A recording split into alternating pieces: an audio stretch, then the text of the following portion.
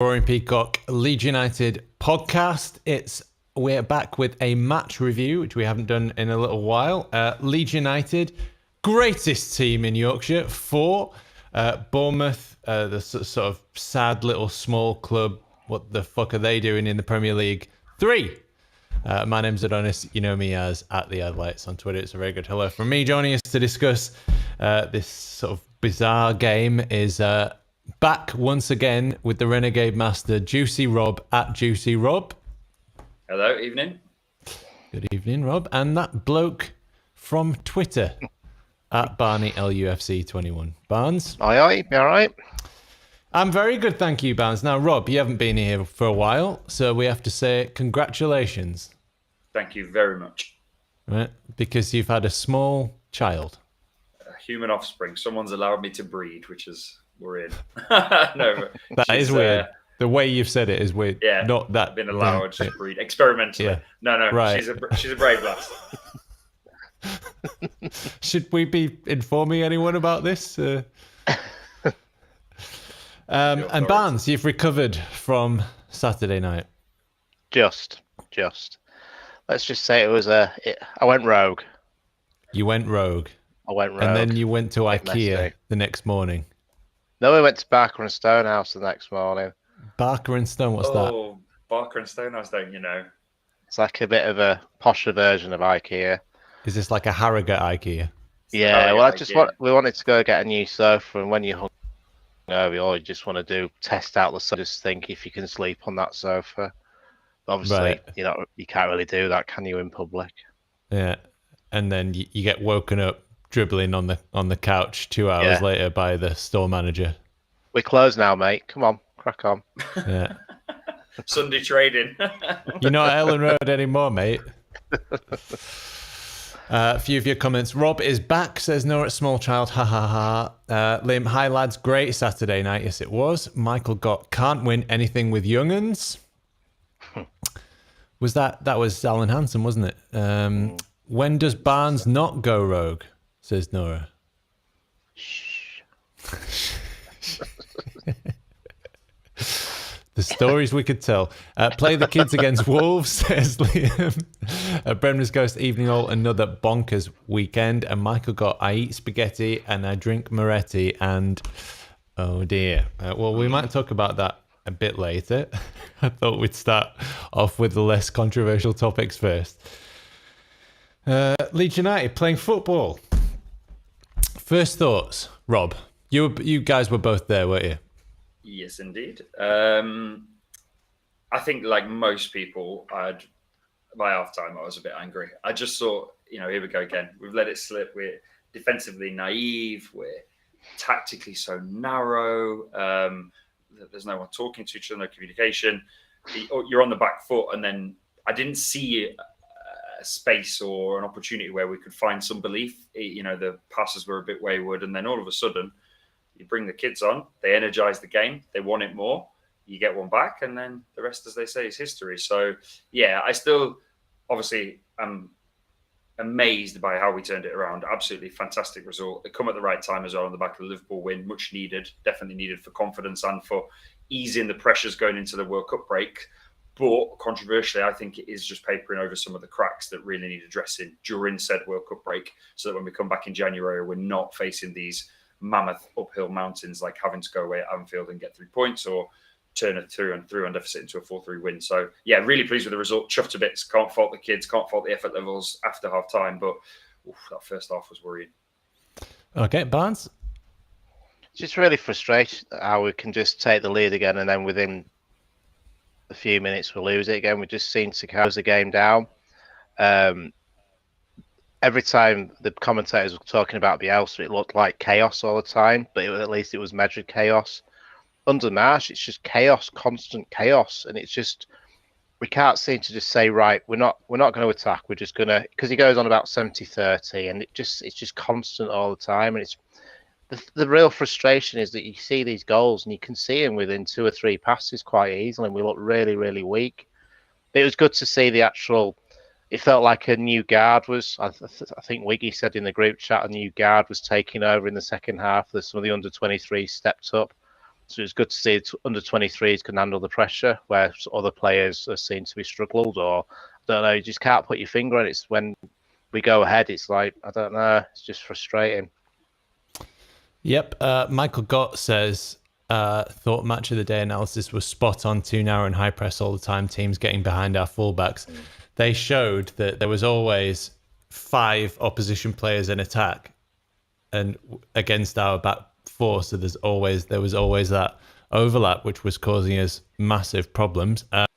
Wiki says, evening lads, I'm covered in bruises. #limbs. Evening Wiki. Right. Barney, you talked about the old guard being replaced. And so Rob and I covered the under 23s for a very long time. So I thought I'd ask you, Rob, about the, let's just start with something a bit positive, and then we can talk about the first half. So Greenwood, you and I have watched him, left foot, right foot. Yep. He can do it all, can't he? Really, and he's a goal threat from that number 8, the way Rocker isn't. Yeah, he kind of got overlooked a bit, I think, towards the back end of last season when Joffrey was getting chances. Obviously, did well, scored against Norwich, and rightly took the headlines. Is it better like that? By the way, is it better? Either or for me. Or do you prefer more space? A little bit more space, getting a bit claustrophobic than that. Yeah, I look like I should be on the register without other. I was in a Barney Donny sandwich then. And for people listening on the podcast, I was adjusting the layout of the screens. Anyway, sorry. No, it's all right. I was just saying. I think Greenwood got overlooked a little bit last season because Joffrey naturally took the headlines with his good performances he's scored against Norwich, and back in January you'd got Somerville, one of them, but also Drame looking for loans out, and they kind of took the forefront with some of their actions and what them and their agents had said about the club. So Greenwood was kind of just sort of left in that pocket, but he's kept his head down and he worked hard. And we spoke about him last year and the year before in the 23s as it was then. He can play 8, he can play 9. Extremely good, competent finisher of the ball, as we saw with his goal against Bournemouth. He can strike a dead ball, so free kicks, penalties. You know, he's someone that you would trust in a dead ball situation, a bit like someone might trust James Ward-Prowse, you know, in terms of finesse. You know that he can bend or find top bins.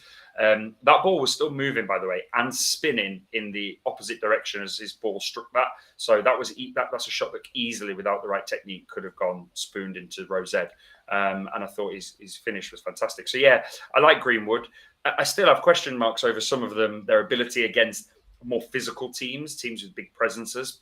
And if you look at some of the set pieces, you shouldn't have been winning those kind of headers against that team. They out the size difference was ridiculous. But no, they're young, hungry, and physical. And I think credit to them, the ones that came off the bench really put a shift in, and obviously they're the reason why we ended up with the win. So yeah, I like Greenwood. I've long since been an admirer of Somerville, as you know. I think he's low centre of gravity, great balance, great player, but a bit like Poveda's first season with Leeds, there was always a question with Somerville about where's his end product. You know, he's got a lot and he can do it against the kids and he can do it against the other under 23s. But when he stepped up to his Premier League appearances previously to the last 2, there was no end product to his trickery and his turning and his turn of pace. But he's adding that to his game. He's growing. He's only just turned 21. And he's seizing his opportunity, not afraid to ask for the shirt number as well, as we saw this off-season, and trying to make the position his own. So, yeah, really pleased for him. Really pleased for all of them. To a man. Did a good job. Yeah, because it was interesting for me that Joffrey was the first to push through. Yeah. I always thought that Somerville was the kind of the trickier. And I always thought that Greenwood was the most technically gifted. I've never seen anybody be able to take a corner perfectly or a free kick perfectly with their left foot and their right foot. You can't tell the difference. And did you notice as well, because I complained about this in the first half very vocally to the people that stand near me, I sort of said, it annoys me, this Aronson, Harrison, 2 people on the corner routine. As soon as Greenwood came on, everyone was either in the box, Willy was dropping off to the edge of the 18-yard box. We didn't waste the extra man by having 2 men stood on the corner flag. They just trusted Greenwood to ping it in, like you say, left foot or right foot, first-time deliveries, beating the first man, bit of fizz on it. Cooper's goal, obviously, and also subsequently the other corners where we looked like a threat because we were getting balls in with this Aronson, Harrison combo on the corner. I really don't like it. You waste the extra man. They look like they're performing at a kid's party, don't they? It's 2 hands, 1 hand, like what's going on? And nothing ever comes of it. The delivery's not there, like you say, whereas Greenwood you can trust. Left foot, right foot, he'll ping it in first time. Behind the head and lifting one arm and the other arm and do the okie-dokie. Yeah, perfect for TikTok. I guess that's the new that's the new generation. Barnes, you were impressed with Greenwood? He seemed to be the catalyst that changed the game. I mean, he came on. Yeah, when he started against Fulham the other week, I was like, why is he in midfield? Because I thought he was a little bit weak in midfield, but he adds that extra dimension to what Rocker doesn't. He's got a little bit more pace about him. And also, like Rob said, with the corners, we actually were good with corners, because the amount of times we'd miss a man or it goes wide or whatever, it's just really frustrating when you've got that set piece there. And the way he took his goal, fantastic. But watching the academy, he comes across a really nice lad as well, really down to earth, even though you think he's a proper Geordie with his white teeth and earrings and stuff. He actually comes across quite down to earth. Saying you're judging him on his appearance and where he's come from. Well, I won't say my opinion on Geordies. That's not so. Yeah, sort of. He was the catalyst, I thought. Scored the goal, and then got the assist as well from that brilliant corner. So within 14 minutes, a lot of people were. I don't want to be that one who was like, "I told you so," but we did watch the under-23s and I've never done that before. And when he was named against Fulham, I think I was the only one who was saying, "Brilliant, Greenwood," because we've lacked goals, and he is a goal scorer. I've seen him score so many goals in the under-23s, and that's exactly what we need from midfield, because goals weren't coming from anywhere else, and we didn't sign a striker. So. Let's go back to the start then. 50 seconds in, we've beaten Liverpool. There must have been an enormous roar in the ground when the penalty was given firstly, and then when Rodrigo puts it in. Barnes? Yeah, really good atmosphere. I think the fact that winning against Liverpool, the crowd were up for it. Also, I was in the cot with the rail seating as well this time round, so that was something new as well. I didn't get any bruises because I've got a rail in front of me and behind me, so no one can jump on me. So yeah, it was good atmosphere this time round. It's been a struggle all season, I've found, because of the way the results have been and the way the style of football's been as well. But obviously it went flat towards the end in the first half, and then it picked up again. But it's just really frustrating sometimes when you can see a team, you know what they're trying to do, but it just looks messy. It just looks messy. Rob?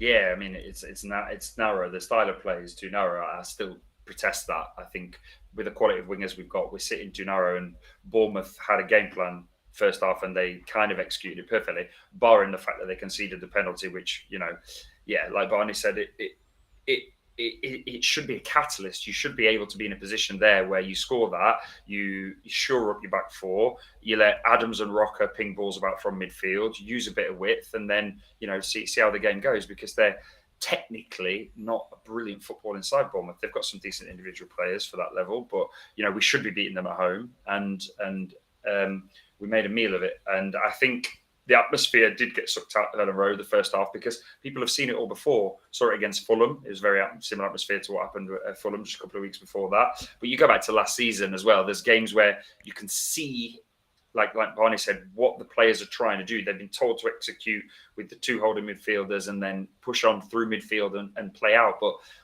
it's too narrow. And Rocker was missing first half. And I think you already mentioned it, Donny. Everyone that I stand with, everyone in N2 that was near me in the cop had said the same thing. It looked like we'd had a man sent off straight after the penalty, because they had a man over every time, whether it was left, right, or through the centre. They were playing triangular passes through the midfield, and it was non-existent. We looked like we were playing against 10 versus 11 until it brought some energy on and some used a bit more width from the youth, or the youth kind of drifted out and started using the width a bit more. Because we were committing those 6 up top, and they were just putting their 5. in behind. So trying to, go around our press again, which happened with Crystal Palace. But yeah, basically 50 seconds in, Aronson, little dink over the top. Again, it was Aronson. I thought that was a brilliant ball. And Somerville caused absolute chaos again. They're absolutely terrified of Somerville running at them. These Premier League players, and confident from Rodrigo, really, really well placed, and in my eyes, he hasn't been playing very well at all. But it seems that if you're Jesse Marsch, you've probably got to keep playing him because he keeps on getting these chances. He tapping against Liverpool, and they just seem to be falling to him. So he keeps scoring. Anyway, Bournemouth score with their first attack. They got a man over. I think Koch, it was a very weak header. Yeah, unlike him as well. He's played well this season. Yeah, not strong enough, was it? Yeah, he did have an off day, I thought, on Saturday. He just looked nervous in or out of possession. It was, and I think that you're right with the way we press so high up. You've got to make sure that if you're the last man, you're going to get that ball, because if not, they're on goal straight away, and it was happening too often. But I think we also saw that in last pre-season game at Ellen Road. The amount of times that was happening again, I can't remember the team now, but it was happening too often, that as well. Yeah, he got a bit of rattle, I think, from Kiefer Moore. He got elbowed in the head, didn't he? And I felt like he was a little bit shaky after that. Sorry, Rob. So I was just saying with Robin, like a feature of his game this season I've found is that he's been more aggressive in the tackle, but it's been controlled aggression. And he's putting in some key challenges. Against Liverpool, he wasn't going to let people bully him. You could see that. And other performances this season, he's really tried to stamp his mark on that centre-half position by, going into the back of a man, stood down the back. Not dirty, but in a way just sort of physical, been there. Whereas the first season we signed him, his aggression was wild and out of control. And he got the red card, didn't he, that game? And he's sliding in on people with studs to the knees. And that's not very what you want to see. But a feature of his game this season, I felt like his aggression's been really controlled and timed well and used to good effect. But against Bournemouth, like you say, after he took that knock, he looked a bit wobbly, just looked a bit unsure about himself and a bit frail. And a bit nervous energy. Yeah. He made a lot of mistakes that first season as well. I think that's been something major that he's eliminated. First half disastrous. Right back goes missing. He should mark his area. What was he doing in the middle where the centre back cover responsible for two of their goals as Liam B? And that's what we were talking about, and that's what they showed on Match of the Day. They showed a great graphic there, which was the Bournemouth 5 against our back 4. And the way that we play and the way Marsch wants to play is that we will push over vertically. If you split the pitch down vertically, we'll all push over to one side to their ball carrier to try and win the ball back. So that's what happens. And that's why there tends to be a man over. But what I noticed is that we weren't aggressive enough in that first half. And that's actually what Marsch was talking about. But if you rewatch some of those sequences before they score, if we'd have been closer to our man, if we'd have wanted it more, if we'd have had that desire and the aggression to get in their faces and snap at their heels and try and win that ball back with more intensity, I don't think they score those goals. And I do think that Marsch has something there in that if you do crowd ball carrying players, they will make mistakes and you will win the ball back. So I do think he has a point, but if they can't play like that yet, then maybe you just bring one of those men back a little bit more. That's all I think. I think if Adams just sits a little bit deeper and we play more of like a 4-3-3 like we did in the second half, I think it's going to work better.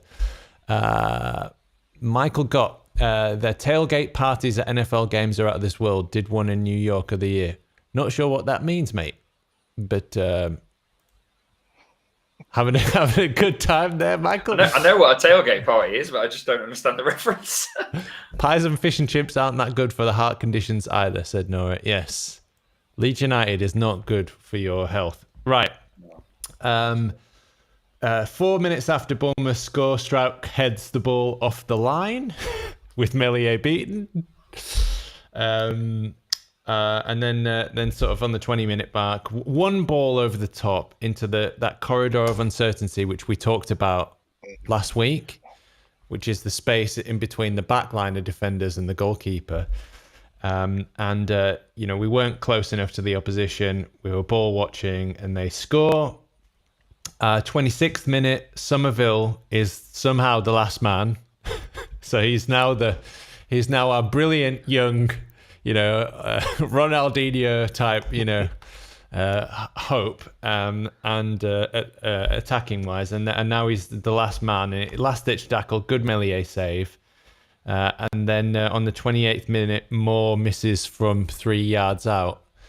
So at this point, it could have been 5, couldn't it? It was a very poor first half. To say the least, it was a very poor first half. The scary thing is, though, is the fact that when Marsh first came in, we thought, we're going to be a bit more solid defensively. But we look worse. We look far worse. And it's just far too easy for some teams to go ahead, batter us. And the way everyone said about the man marking system, it was too easy to go through us. But even with this sort of zonal marking or whatever we do, or I don't know, but it's if you get past our press, it's too easy. And sometimes if one player presses and the rest of the team don't press together, that's when you lose the ball as well. It just like I said before, you can see it from 6 passes away that this team's going to go forward and be on goal. It's scary. It is scary. It doesn't help though that as well as he's been playing in the position, Struijk isn't a natural left back. So when he's turning or angling to run back or track back from the halfway line, you can see sometimes gets himself twisted up like spaghetti, doesn't know which way to go. And then also for me, Christensen, out of all the new signings that we've made, not to single him out, but in a way I don't think has been good enough. Now if Ayling is fit, I would be playing Ayling at right back for me, because I think he offers more going forward, for one, width wise. I know Jesse doesn't want to play wide, but Ayling offers a bit more on that right-hand side than I think Kristen would going forward. And he's not been as defensively solid as I expected him to be. I expected a bit more of a Pontus-esque style unit at the back that's going to... And he shows it in flashes. I'm not saying he's particularly had a bad season, but for me, I think, playing a left-back that's not a left-back and having a right-back that's signed that's still finding his rhythm in the Premier League and finding his feet in that division is probably not helping us, especially because we're not playing wide. So then you've got 4 defenders that are wanting to sit. And when their heads really drop, as we know with Leeds. So there's no communication, just ceased. After that third Solanke's goal, it just looked as if everyone in the back 4 stopped talking to each other. Yeah, I mean, I don't want to be dramatic, but there were times in that first half and then again at 3-1 where I just thought it's not working at all. I mean, it doesn't even look like football. It looks like a failed experiment. And wouldn't it just be better just to stop it now? Because it's gone on far too long. We'll just pack everything up. We can all go home and maybe we can think about something else that we could be doing, like, And I won't go rogue. Softball? Yeah. That's never got big, or baseball, if you want to take it to its full conclusion. That's never got big in the UK. Why not? Leeds United Baseball Club. But then in the second half, obviously it's all turned around, and we don't have to do that. What I'd say about Rasmus is, Rasmus to me looks quite similar to Koch, to what Koch looked like in his first season, where he's making all these mistakes that are leading to goals. Actually, someone's brought it up here, so let's not leave them out of the conversation. 14 Yorks. Oh, sorry, that's Sir Rodrigo. This comment, Christensen, shocking, can't defend. First 2 goals, him missing for the third 2, both Leicester goals, his fault. Liverpool equalised as well. Got murder versus Everton.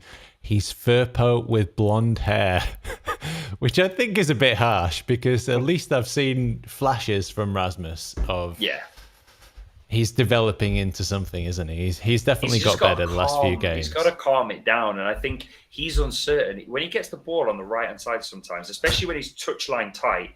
He wants to kind of turn and carry it forward, but because we're not playing with width, there's no one on the overlap for him. So he either plays a pass which squiggles down the line and eventually goes out for a throw in one way or the other. It's a 50-50 ball. Or he'll tap it really tight, and you've got, say, Rocker or Adams, who've got their back to him, sort of to the side. So then it becomes a bit of a ping pong in the midfield, and then one lucky ball over the top, and we've been split apart. So I just think he doesn't seem to fit or know what kind of right back he needs to be. Does he need to be, literally a right wing back, a right back, or is he playing right centre half that's dropping off to right back position? He just doesn't know positionally sometimes where he needs to be. And for me, that's where I think Ayling gives us a bit more if we can get the ball down the right. I think also the pace of the game as well. He gets far too tight to his man sometimes, and if you just get past that, you're on goal straight away. He gets far too tight. But I suppose it's experience, and in that role that if he's playing a right wing back, you've got to be up and down all the time. And in this league with the pace there is, you're going to get punished at times, aren't you? I think it's difficult as well because what you're saying, Rob, is that he's got to be, right centre back and right back and right wing back. Exactly. But to me, I can't really blame him for that because that's the system. That really is the system. A normal right back would have a right winger, in a 4-3-3 or whatever, would have a right winger coming back to help out, to protect him. Correct. He's often left 2v1 on that right hand side. He really is, and when he's got the ball looking forward, he's kind of like a bit, what do I do? What do I do? Because the ball along the touchline, where previously you might have had a Harrison or a Dan James or someone ready to receive it, Somerville's now coming in. Aronson's central, and then he's got Adams and Rocker who are almost kind of diagonally linear to him. So his passing options are not there. And then when he receives it on the half turn, there's no quick ball option because we're playing too narrow. So yeah, I think he's not fully his fault, but I do also think he's not settled quick enough into the system as well. Which I also think, that goes quite a long way to explain why Strauch has done so well on the other side, because he is a centre back and he can play that left centre back, and we've never really had a decent left back anyway. Apart from Alioski, who was just a madman anyway. So we're not used to having that. And Harrison's energy, Harrison hasn't been good this season. And there's an argument to say maybe we should have just sold him to Newcastle and paid a bit extra and got Gakpo, convinced him to come. And I actually think if we'd have done that, I tweeted it out the other day. Basically, 7 goals would be the difference between, one in each game, turning losses into draws and draws into wins. That would have given us 12 extra points. We'd be third with Newcastle. Just 7 goals. And that shows you how tight this league has been this season and how tight our games have been as well. Unbelievably, because we've played some of the worst football I've ever. I was going to say, we don't look, based upon the fact that pre-Liverpool we'd only won once since August, we don't look like a team that should be 12th right now. I don't quite understand how we're in 12th, if I'm being really honest. And what's worrying for me is Wolves, new manager Lopetegui, obviously Villa with Emery, they are going to improve. Leicester seem to be finding their feet now. Harvey Barnes and Maddison are clicking again, and Tielemans has decided to show up and stop sulking. So it's like, other teams will get better around. The only teams that are going to still be kind of down there in the mire would be your Forests, your Bournemouth, Southampton, potentially, your Evertons. So I don't think we're out of it yet, but it's certainly pleasing to come away with 6 points from the last 2 games. Yeah, definitely. I don't think Fulham are in any danger. And I think if you look at Fulham's other performances, they've done really well. If you look at Bournemouth, for example, they've been overperforming massively. But if you look at their goal difference, I think goal difference is the big one. So I think for me, Fulham and Forest are down, Bournemouth and Forest are down, and then it'll be again that scrap between maybe 4 or 5 different teams for 17th. It is quite a poor league this season, though, isn't it? It's so tight, and there's no. You can look at your top 6; they're always gone all the time. and then it's probably from 7th down where you're fighting for your lives. There's some really poor teams, and some teams just don't want to play football either because they're scared of losing. There was a massive opportunity this season for me. I think we could have finished in European places, but we needed to get a left back and we needed to get a striker. And if we'd have done those things, I think if you look at our results, we'd be in the top 6 easily. Like I said, with just 7 goals won in each game, we'd be sitting joint third with Newcastle, who, people are talking about, they've already broken into the top 6, maybe even the top 4. And if you look at what Eddie Howe has done, it's an unbelievable job. And I know he's spent a lot of money, but it's not been that. He's got a lot of bargains for 15 mil or less. Right here, we talked about Greenwood. I want to talk about just Cooper, because as much we've talked about the formation, the tactics giving us a lot of problems, and I think Cooper has also been, I think it's really easy to blame Cooper, but I thought he's played quite well the last 2 games. Made a couple of mistakes against Liverpool, but that's always going to happen. I thought he was excellent, especially in that second half. And that equaliser, desire, intensity, leadership, he wanted it more. And the header was so good. That is such a difficult technique to get that through the legs and on target. Liam Cooper, Barnes. I really like him. He still gets this tag, doesn't he? League One Cooper. And I think it's really, really unfair on him, considering he's in the top 5 or so, I can't remember, the top 5 captains of all time for the club. He's been through some dark days of the club, and now he's in the Premier League as well. I think this sort of system doesn't quite help him, because sometimes we like to hoof the ball out and then get the possession back, and sometimes when he's getting the ball, when he's what I was trying to say, when the ball's coming back to him, he's not quite one of those players that can read the game that well. He likes to read the game when we're in possession. So I think sometimes he does get caught out there. And I think also as well is that how many other captains has had to go through the shite he's gone through and still here to this day, and the fact he's still getting chosen as captain. Juicy.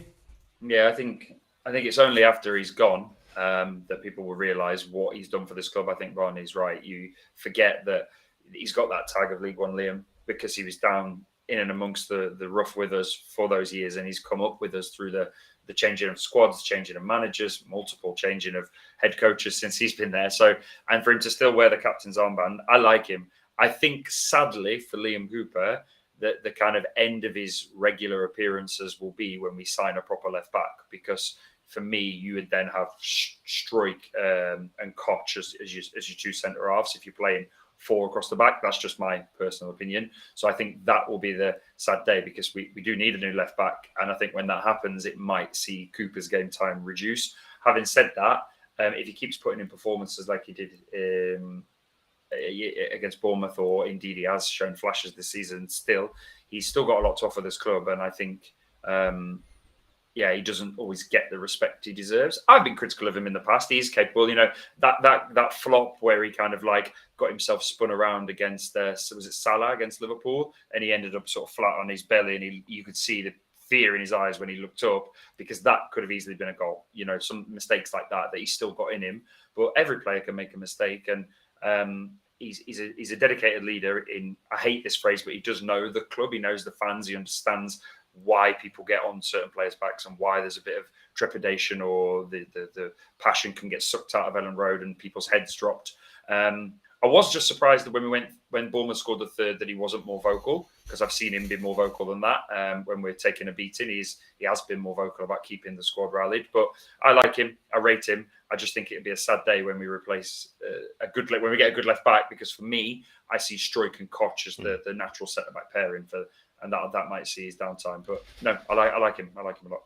Yeah, I had to feel sorry for him, because in the photo after the Liverpool game in the dressing room, he was the only one who looked sad. He looked devastated. Everybody else was cheering and happy. Like, we've just beaten Liverpool at Anfield, and he looked like he'd seen a ghost. And I think he's very hard on himself, and that's how he's got to the top, obviously. But if you can't make a mistake against Salah, who can you make a mistake against? Correct. He tied him up in knots, but he ties Premier League defenders that are worth 15 times Cooper's value up in knots every single week. So what are you going to do? Yeah, and more. Okay, 14-14 Yorks, give me a break. The keeper should have saved Cooper's header. Everyone's entitled to an opinion. I think it was very, very, very close.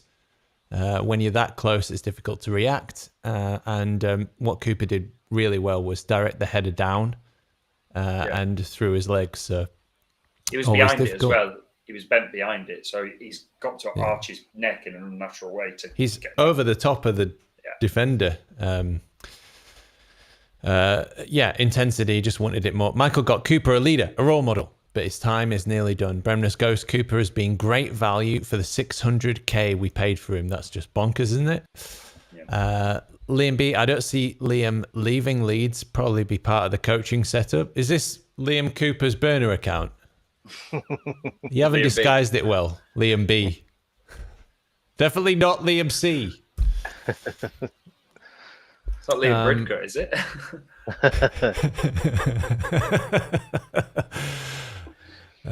Liam Bridcut. Is it you I'm looking for? Right. Gnonto. Absolutely outstanding. Two little cameo performances from Willy. The longest run for a goal creating chance, I think it was. Yeah, it is. I saw that stat as well. It's crazy. Really? It's like an NFL stat, that, isn't it? He gave the longest rushing yards. The 49ers will love that stat. They'll love it. There you go. 58 meters. I'll get this stat on the screen there. There we go. Oh, you love a stat like that. Look at those graphics. Bosh. Yeah, so it was Cooper, wasn't it? It was Cooper who headed it down. It was a lovely little header into Gnonto's path. Gnonto runs 58 meters. And what a through ball. I think that's the best through ball I've seen this season. Just perfectly into Somerville's path. Set up really nicely for him. And what a finish. Great finish. Willy Gnonto. He's good, isn't he? Was it a good thing that we got rid of Dan James on the final day of the season? Was it a good thing that Cody Gakpo said no and Bamba Dieng didn't get on the plane? Have we accidentally? It's all very accidental, isn't it? Season. He looks like a good sign-in, but it's all very accidental. We accidentally needed to get rid of Dan James to bring someone in. The player we actually wanted didn't get on the plane, but was sat at an airport. And then the lad who apparently was always going to be coming and we were supposed to sign turns up without his parents, says hello to Jesse March, goes back and gets his luggage, and then comes back and becomes a world beater. So yeah, very accidentally turned into a great transfer. I think we should buy some more players we don't want to buy. Crazy. He's a good player, isn't he? He's fast. He's rapid for his. He's stocky, but he's rapid for his size, and he looks good. He looks good. I must admit, out of all the players of the next level below, I thought Gabby would be the one that would naturally step into that supporting role behind when Adams or Rocker was suspension level or injured or on international duty. So yeah, I was surprised Willy's stepped up before Gabby, but wow, yeah, what a player. I've been informed it's called JB, but he pronounces it JB. Sorry. Sorry, but I mean, Barnes? Great. He's also a great player. Willy? I think he's a real talent. I think we've got a right gem on our hands, to be honest. You're going back to Dan James. If Dan James was in that position, he would have made the wrong decision, and we all know that he would have made the wrong decision. Wouldn't have passed it to Somerville, and Somerville wouldn't have scored. He's got that real low sense of gravity. And I saw someone on Twitter when he did that assist. It reminded them of Michael Owen. against Argentina. It was at '98 World Cup where he just ran and ran and ran, and players were just scared him. There was one Bournemouth player trying to get him down, but he was like just pushed him away so easily. So yeah, I think we've got a real gem on our hands, to be honest. And I was going to say that to you, Barney, actually. I was going to ask Donny as well, because we watched a lot of Somerville in the 23s before. If that's Somerville with the ball and that Bournemouth player is pushing him from behind, I think Somerville gets knocked off balance and goes over.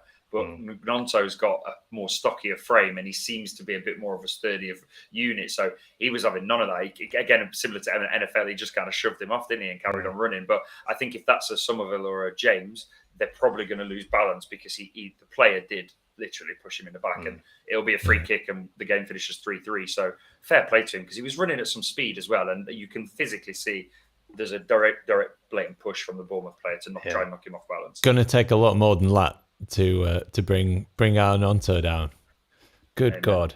I've played against players like that, and when they whack you, you feel it in your bones. Like, they're just, or you think you're going to give them a good kicking, show them that you're here, get into them early, and you come the worse off. Right, Gnonto's run was very Maradona-esque, says Gordon White. That is, he's not as tricky as Maradona, is he? But he looks like he doesn't need tricks. He looks like he just bowl through you like a bowling ball, knocking through a bunch of pins, just bang, bang, bang. Yeah. With him being so young, though, do you not think, for me, I think it still should be, when everyone's fit, I think it should be Sinistera left, Somerville right, and then build Gnonto up with sub-appearances, cup appearances, and build him up this season. I think he's definitely ready for first-team football, but not full 90 minutes week in, week out. I think he needs some time. Well, I think we might see that tomorrow night, but we've all been talking about that kind of the experiments that Jesse Marsch has been playing this season because he doesn't know his best team, and I think and he talked about, we were calling it throwing players under the bus. Maybe they needed to be thrown under the bus. I'd be scared for the bus if Gnonto got thrown under the bus. But you've seen some of the best players now stepping up, and we all wondered if Somerville would take the step up from under 23s, and he has done. Marsch said that he wasn't sure Gnonto was ready yet for the Premier League. It's a big step up from the Swiss Premier League, but he's clearly there. And who knows? I'd probably start him tomorrow night against Wolves. Yeah, I'd start him against Wolves. Or Wednesday night. Let's just see what happens. Michael got, hope Gnonto keeps eating more spaghetti. We should probably talk about that. Gnonto and Somerville, good combo. Is that Somerville the ace goal scorer? Merson on Sky called Gnonto Tonto. Says Michael. It doesn't surprise me anymore, Merson's pronunciation. Is Merson back on the marching powder? Says Bremner's Ghost. Naughty one. That I think he's sober. Actually, he talked about quitting gambling. There was an interview with him, wasn't there, about his addictions? He had some problems again, but he's quite emotional. That. Yeah. But he's back on track, I think. Yeah. It's good to see. And Gnonto is our new mini Yeboah.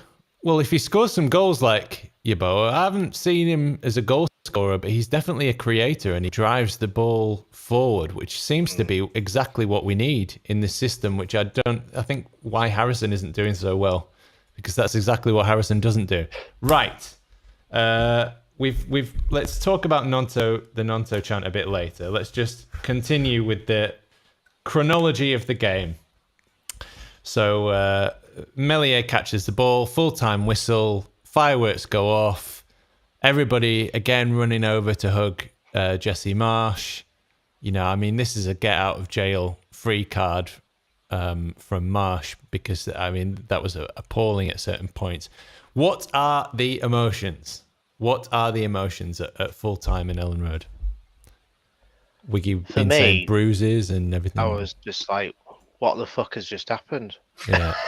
It's like I can't go through this again. It's just never simple. I was literally stood there with my hands in my head, And like, what am I doing? What's happened? What's just happened there? It's another game where if you got home and tried to explain what happened, you're like, I've no idea. Like, we're trying to explain what happened in the game on this podcast, and I'm like, there were so many different things happening in that game. It was ridiculous, absolutely ridiculous.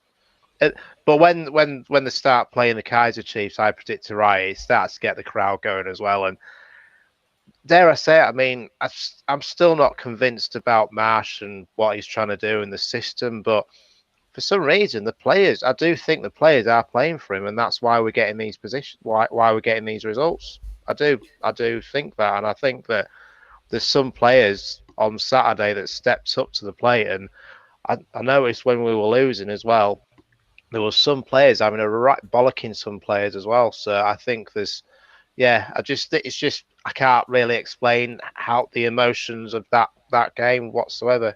Just ridiculous, absolutely ridiculous. Rob? Yeah, it was chaos, obviously, at full time. You know, everyone's going loopy. I picked a riot starts, and you caught up in how the hell did we win that? But I actually, I don't know. I thought, because a lot's been said after the game about Marsh's substitutions. Obviously, he has to make the call. He has to be the one that says, I want to bring this player on for this player. And saying, Marsh, maybe his substitutions are the reason why we won the game. In essence, they are, but I don't think it was down to anything tactically that he had said. And this is where I agree with Barney. I'm still quite concerned.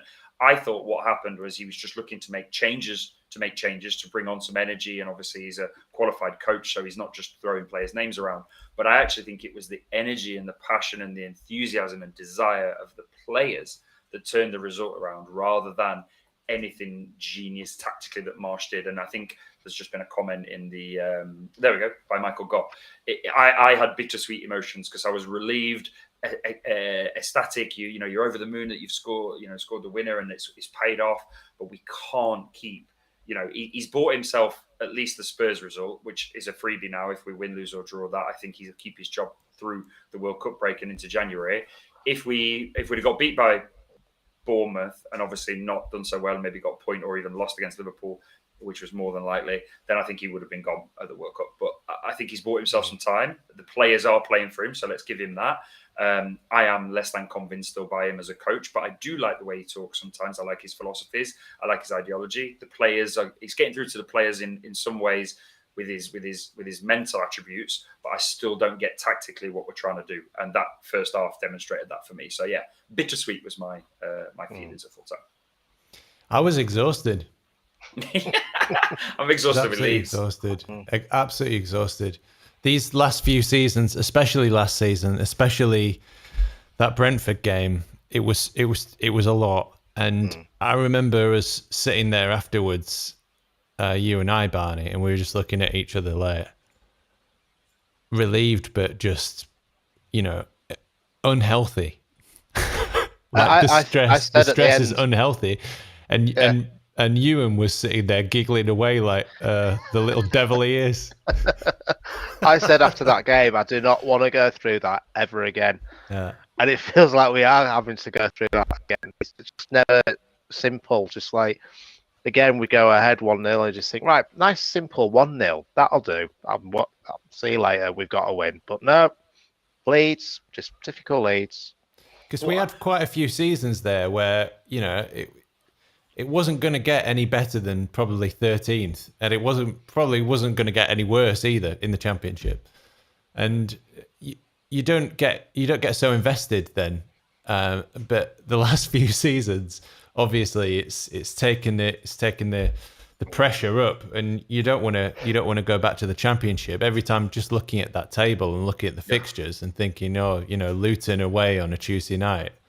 Nobody why would you want to? We can't go back to that. No. But that's what makes me laugh. You look at a team like Palace. Let's say Palace. I'll just pick Palace out of the air. They seem to play every Monday night at 8:00 and get beat 1-0 by Arsenal or 2-0 by Villa or something. And yet their fans seem so unstressed by it all. We can go to Anfield and win 2-1 and then come from behind a 3-1, turn a 3-1 into a 4-3 against Bournemouth, and we're all losing his hair, aging by 50 years.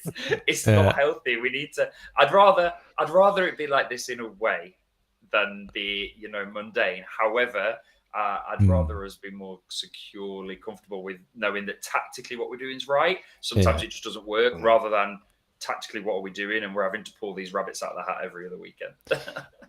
I just wish we would sort of maintain some kind of performance level, because it hasn't always been Jekyll and Hyde. Some of the games that we've played have just been Jekyll, and we've had a Hyde for 10 minutes at the start of the game. Like, we've played well for 10 minutes or 20 minutes. This has been the pattern of this season so far. Then we run out of steam. The opposition work us out, play around us, and then we look like we've got no idea what we're doing, where we should be, and we look like conceding almost every attack, every set piece, every counter. Every time they play a switch ball, cross-field ball, and they've got a man over, and you think, God, where did he come from? Why haven't we got a man there? So I just wish we'd just be a bit boring, I mean, I talked last week in my column. I said, Liverpool has been great. That's fantastic. Great memory. We don't need fireworks on Saturday. We just need a routine win. That was literally the last words I said.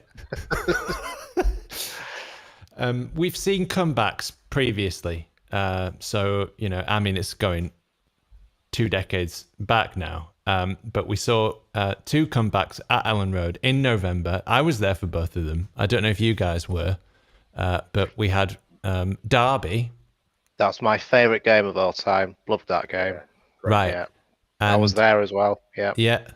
And the Mark Viduka exhibition, where we again won 4-3. So it's been 4-3 3 times in Novembers in the Premier League.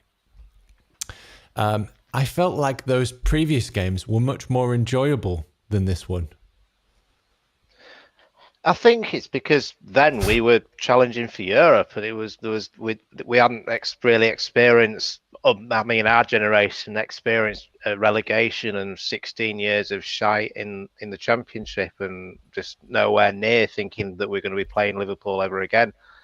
But now it's just because we've gone. We're like a woman scorned, aren't we? Because we've had so many things done to us.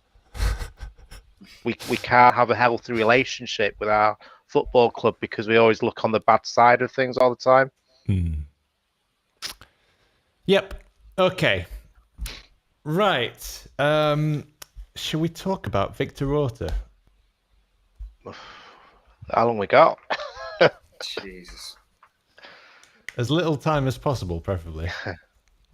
I am amazed that there's people defending him. I'm just going to say that out loud. I can understand a small, nuanced element of, like me, for example, enjoying the youth signings he's made over the past 2-3 years. Okay, that's one compartmentalized piece of his. He's brought in a few good players for the youth team. But I thought it was just, my little words, I tweeted it out. I'll read my tweet exactly. It was arrogant and disrespectful.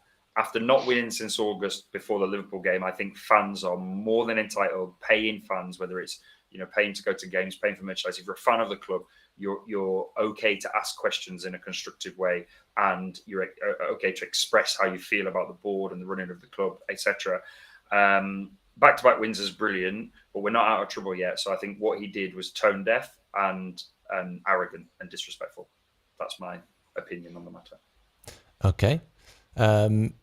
I would just jump in there and caveat it. He has received quite a lot of abuse, apparently, from his statement. And I know that people who sit near the box also say that there's quite a bit of abuse directed at him. So I think it has to be any reaction has to be caveated with that. Agreed.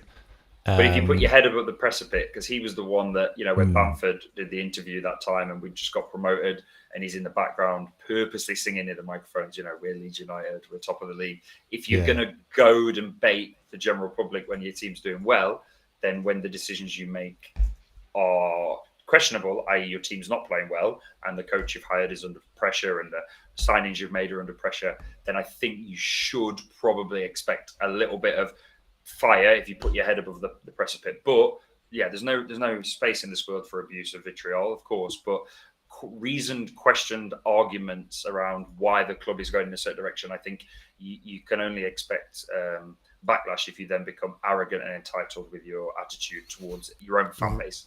Right, yeah. And for anyone who hasn't seen it, basically he was sort of ironically chanting "sack the board" and then shushing and sort of dancing around, like giving it the big un, with that Angus behind him, sort of, sinking into a hole in that Homer Simpson meme into the hedge. Barney? I tweeted saying that like him or hate him, he doesn't help himself in this situation. Obviously, I don't agree with the abuse, but that result was about the team, not about him. And it feels like he's taking it away from the result and how the team got back from 3-1 down to win 4-3. I think sometimes, yeah, he's passion, but he needs to understand he's he's on the board. He's in a position of authority. He needs to understand that if you go against the Leeds fans, it's very, very hard to get that trust back again. And I thought it was ill-timed, really ill-timed, considering what's happened during the summer with some of the transfers. And I've defended him since he's been here. I think he's done some real good stuff. Yeah, some transfers haven't worked out.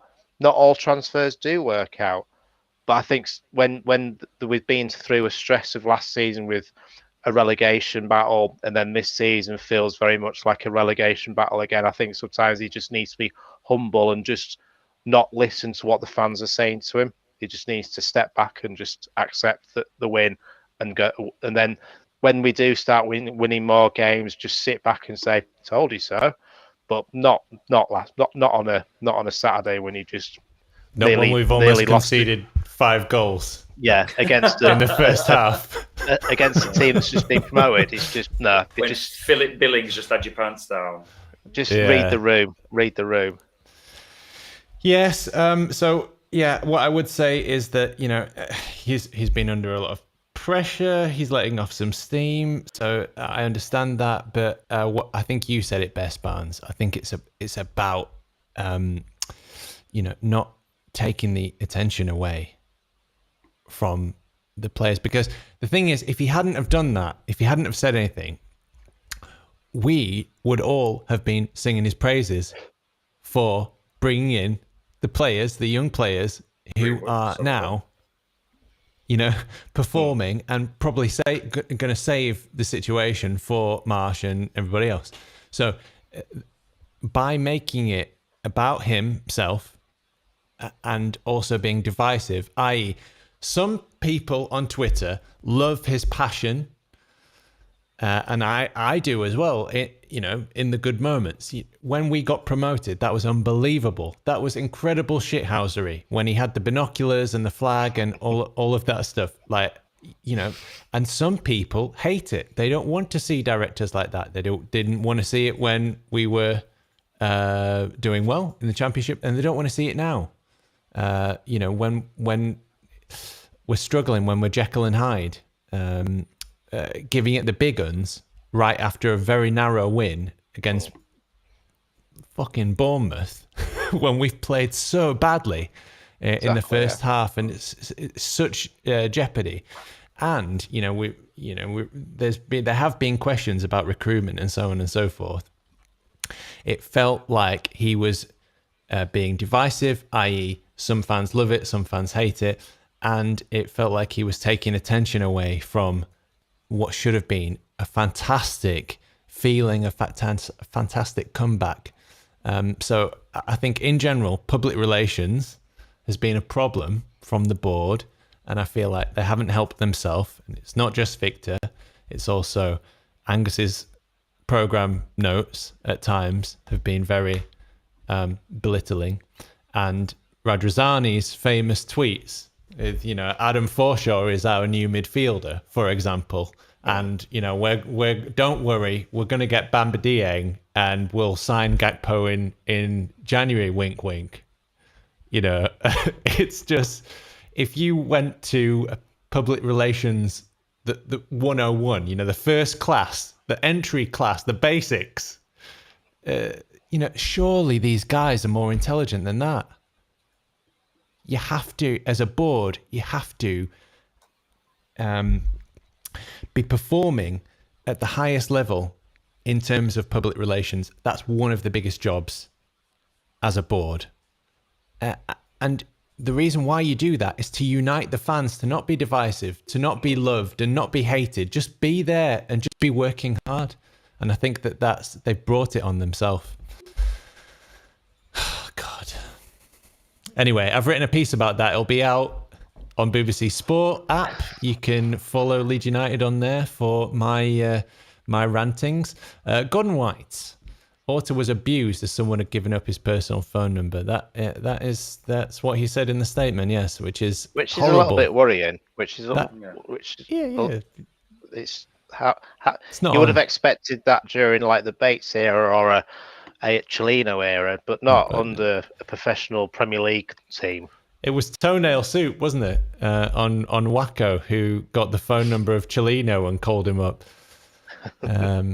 Yeah, so it does seem like something from the banter years, from the dark times, sort of resurfacing. Does everybody want a full 49ers takeover? Says Michael. Got 14 Yorks. No 49ers at all. Want a rich billionaire instead. There you go. Give us the oil money. Give us that blood money. I don't mind Newcastle now. I don't mind them. Right, yeah. They're all right, really. Gordon White on Facebook. I've been in the Ellen Road crowd and have taken abuse. I have been going since the early 60s and never known how vitriol some of the crowd can be. Right, let's talk about, very quickly, Willy Gnonto. Thoughts, lads? The Willy Gnonto chant. Here's something more divisive as well. I mean, this game had everything on and off the pitch. For me, I heard it and I thought that's quite good. But obviously, when you're in the crowd, you can't quite and hear you're pissed. Yeah. And you've been out since 11, and I thought, oh, that sounds quite good. And then I got home and listened to it and actually heard the words. I was like, I'm not too sure how this is probably going to be called woke here or whatever, but I'm just not sure it's suitable because I think some people could take it out of context. Yes, it could be as a joke as well, but for me, it doesn't sit quite well with me. Especially when you get in more youngsters in as well. Well, he is 19. He just turned 19. Yeah. More youngsters in the crowd as well. Right, yeah. Also, yeah. Family club. Yeah. Rob? Yeah, I agree. I just think you change just a couple of the lyrics and it's a fun song that everyone can get behind, etc. But as it stands now, it's a song that is always a bit like Orta. It's divisive, isn't it? Some fans are going to love it and sing it every week, regardless of who tells them that they shouldn't and not to do so. But I know with chants of a similar ilk in the past, when I think it was Ivan Toney just sort of said, like, I don't want you to sing songs like that about me. And Romelu Lukaku. The fan base stopped, or majority of the fan base stopped. So I think, it shouldn't be down to the player. He's a young man. He's not even 21 yet. But I think, if he comes out and says, look, not that fussed about this one, boys, maybe leave it in the concourses. I don't want it singing. Then I think people should respect that and stop. But as it stands, people are going to continue to sing it because it's a song that clearly energizes people and winds other people up. So that pocket of fans are still going to sing it, aren't they? I personally don't like it, but I agree, Barney. That might be considered woke. Yeah, I mean, I think it has to be taken in context. The very first thing I would say about it is that I don't believe that there's any ill intent at all. I think it comes from a sort of a good place, kind of like just some drunk lads having fun, which is what football is about, right? Yeah. And we were all kids once. I went to an all boys school when I was a teenager, so there were lots of drawing dicks on things and making fart jokes, including farting around people. Have a smell of that. And it still makes me laugh at 40 years old when someone farts. What do you think of that? Right, so there is. That's where it's coming from, I believe.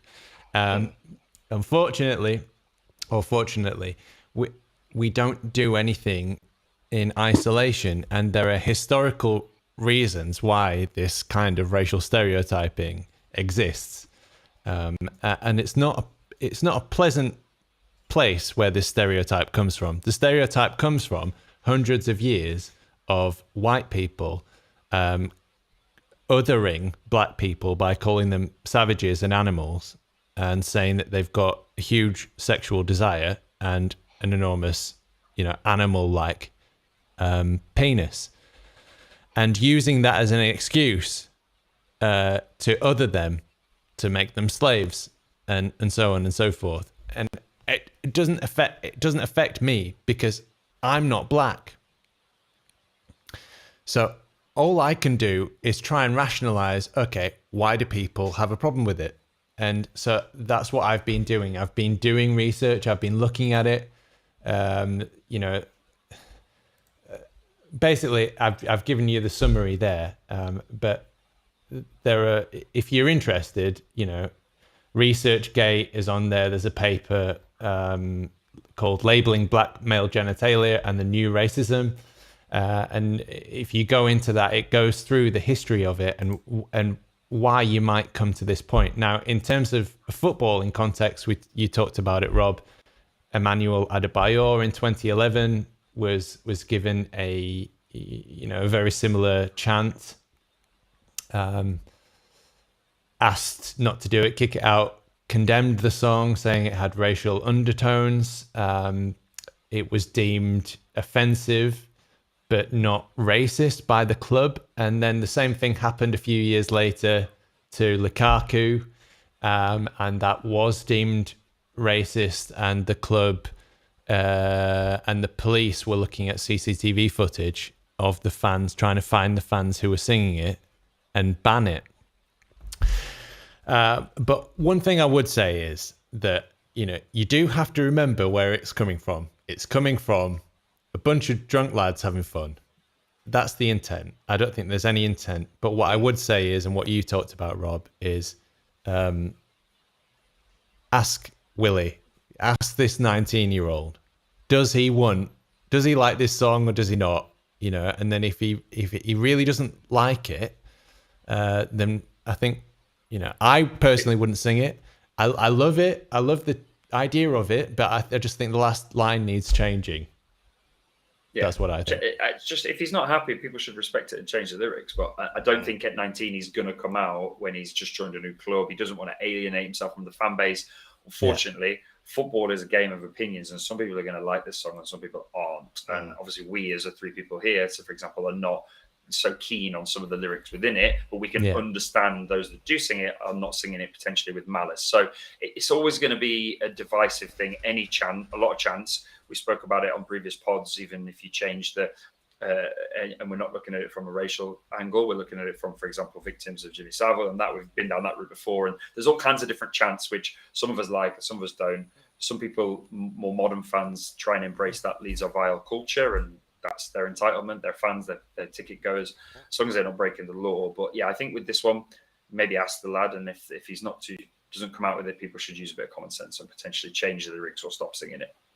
Just my opinion. You've got a point there, Rob, because he's 19 and he might feel different about it when he's 35. When he's 38, he might look back on it and go, "Oh, I wish they hadn't. I wish I'd have said something." So sometimes, the lion has to protect the sheep, don't they? So you just have to think about it. And that's another good point. I just one little extra bit about this, and then I'll stop talking about it. Basically, we went to Anfield last week, and there was an absolute idiot who posted a picture of him holding the Sun newspaper, essentially mocking the victims of Hillsborough. And Leeds United made a point of banning him for life from any Leeds United football game. And I thought that was the right thing to do. But during that game, there are there is video of Liverpool fans with the Turkey flag making gestures about the Istanbul incident, and Liverpool Football Club were tagged in it on Twitter, and they haven't done anything about it. They haven't found the individuals who it is and banned them. And every single team who plays Leeds United brings up Jimmy Savile. Every single match. They sing it at us, and then we respond by singing it at them. But they always sing it at us first, and it's never anything done about it. So there is a massive disparity. That's all I want to say about it. I think something has to be done. I don't know what. Let's have a look at the chat. Bremner's Ghost. We are Leeds. We are vile. All our chants will make neutral smile. There we go. Vitamins in the air, says Bremner's Ghost. Talking about farting back in the day at school. Bowie literally just joined the chat. Bowie Doctor, good to see you again, mate. Good timing. Yep. Always good timing with us. Bremner's Ghost. No 19-year-old is going to complain about being told he's got a big one. That's the other thing as well. It's kind of seen as a compliment, but I mean, this is a whole other thing. You know how deep I went into the research of this? It's completely ridiculous. Anyway, we could go on and on and on. Magic moment and a man of the match, and then that'll be your final thoughts, and we'll finish it off. There was just way too much going on in this game. Sorry about it. You go first, Rob. Me? Oh, yeah. I'm going to go for the cop-out option then in terms of man of the match. I think probably with the what he did at Liverpool and the expectation and the way he played, and obviously the fact he actually finished the goal that won us the match. I'm going to go Somerville for man of the match. Kept his composure, didn't fold under the pressure, didn't have a terrible game. So played well, and the composure of the finish to score that. So I'll go for that. And then in terms of magic moment. I think Cooper getting the header. I think there's something in that when your captain comes forward. He got his back and arched his neck over a ball, which I think was difficult to score from. I agree with you, Donny. I don't think it's an easy finish that. I'd say that was the magic moment. It's going to be good for his confidence, especially because I agree he looked a bit shocked and a bit harrowed after Liverpool, despite the euphoria of a 2-1 win at a team that never loses at home. So yeah, they're my magic moments of man of the match. Okay, thank you, Rob, and congratulations again on the new arrival. Appreciate it. Magic moment and man of the match. Man of the match, I think the crowd for me. I think they pushed the team along when we got the second goal and the third goal and the fourth goal. Magic moment for me was, I think, when the third goal went in, and then when the fourth goal went in, it was literally split second after the fireworks came up behind the south stand at the same time. Yeah. It was like, have they done this on purpose? It was just, the timing was impeccable. Yeah, there was a guy, wasn't there? He's been on the YEP. I think he got tracked down, and as soon as it went 3-3, he goes to his kid, "Get the big uns out." Get the big one. Victor Orta did the same. Man of the match for me is Sam Greenwood. I'm delighted for him. I've seen him bang in the most fabulous goals, the most unbelievable free kicks. I think one of them could have won the Puskas. It was so good. It pinged off the, it was postage stamp, pinged off the upright and the post. Seen him banging goals for the under-23s time and time again. Delivery from set pieces unbelievable. One of the most technically gifted footballers I've ever seen, and I'm thrilled to see him make that step up to the Premier League level. It's fantastic, and we've got a right player there. Changed the game completely. Came on at 3-1, got a goal and assist in 14 minutes to turn it to 3-3, and he just everything about it. Magic moment was we were 3-1 down, and there was one kid in the crowd, little yellow hat, and swinging his scarf. We are champions Europe. And that, to me, that felt like a turning point, because it could have gone super toxic. I mean, like nuclear. But it went the other way, and it showed, the best, ironically, of the Leeds fans, and then again, the second one would be we were 2-3 down, and the chant was stand up and sing for Leeds, and I got goosebumps. I don't know how it was in the ground, but it felt like every single person in all 4 stands was on their feet singing stand up and sing for Leeds. And that's the kind of emotional moment that you live for and that you go to the football for. Rightio, that was Leeds 4, Bournemouth 3. The podcast was more no, it wasn't more exhausting than the game, but it was pretty exhausting. Thank you so much for joining us. Please like and subscribe and give us a good rating, and tell other people about our pod. We're still quite unpopular compared to some of the other pods, so get the message out there. We'd really appreciate it. And we'll see you very soon on Thursday for the main cast. Come on, Leeds, get into Wolves. Come on, Leeds. Come on, Leeds. We need to win the League Cup from 96. I'm exhausted. I can't even say come on. Come on!